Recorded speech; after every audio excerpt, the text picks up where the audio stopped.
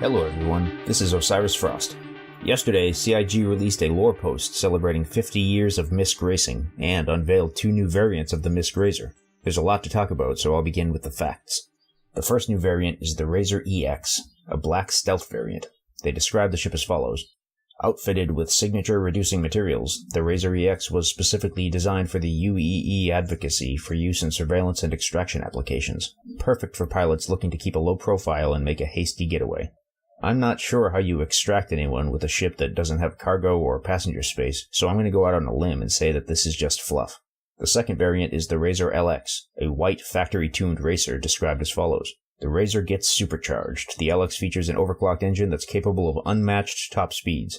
Perfect for straight-shot drag racing, this model trades maneuverability and armament for pure, undiluted performance. Both variants are, or were, available warbond in limited quantities with unique hull ID numbers, but as of this airing, the EX was sold out. There are still just shy of 250 LXs left, and you can get those for $135.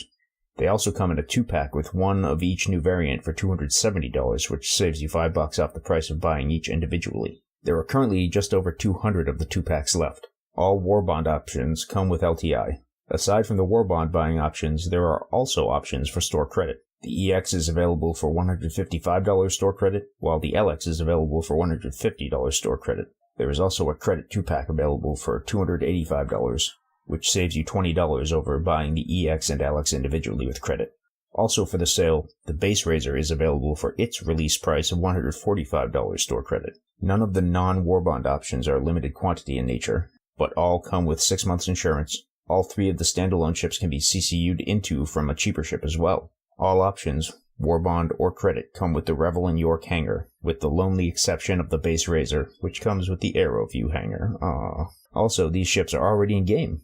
It doesn't say in the post how long the sale will go on for, but as it's being marketed as a May promotion, and today is May 26th, I'm guessing that this will be a short one. Maybe just this weekend. Here in the States, this is a holiday weekend, so I'd expect it to carry through at least Monday.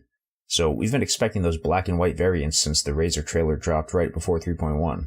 What we didn't know is that they would be true variants and not just skins. This is how CIG justifies offering the LX and EX for warbond pricing with LTI. They've done this before with the Emerald Connie Phoenix, and I expect a similar reaction from people who feel upset that CIG is playing games with earlier promises.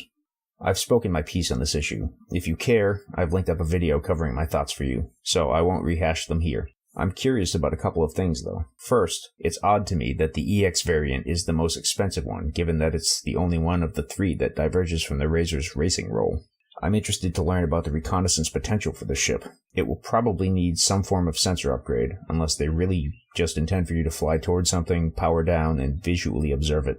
I'm skeptical of the utility of this approach, but we'll see what they do with it. To me, this seems like a role already covered by the Terrapin, only the Terrapin is vastly more suited to it with its improved sensor capabilities. Even more interesting to me, though, is the LX. They say that it sacrifices some maneuverability for pure speed. I'm very curious about how much, and if that will ultimately make a difference to a skilled racer. If the answer to that is no, then it would seem that CIG just rendered the base Razor obsolete a few weeks after adding it to the game. Much more likely, however, is that this is the same ship with different parts, and that you can take a base Razor and swap out components to make it into a blue LX. This is sort of a riff on the Masters of Flight series, if that's the case. As I said when the Razor trailer came out, this is probably my favorite looking ship in the game, and that paint job on the LX is hot fire. It still has the horrendous cockpit visibility issue, but I'm having a hard time talking myself out of upgrading one of my 100i game packages to this ship. In fact, I think I am going to do just that. I've said before that I haven't done racing in Star Citizen, but that I want to. Even if I end up melting it later, I'm thinking I'll give it a go for a while with one of these. At the very least, I can make some hilarious videos of me plowing around racetracks and smashing into buildings. I'll leave you with that for today. I've been Osiris Frost, and I'll see you next time. That's all for today's show. Thanks for watching.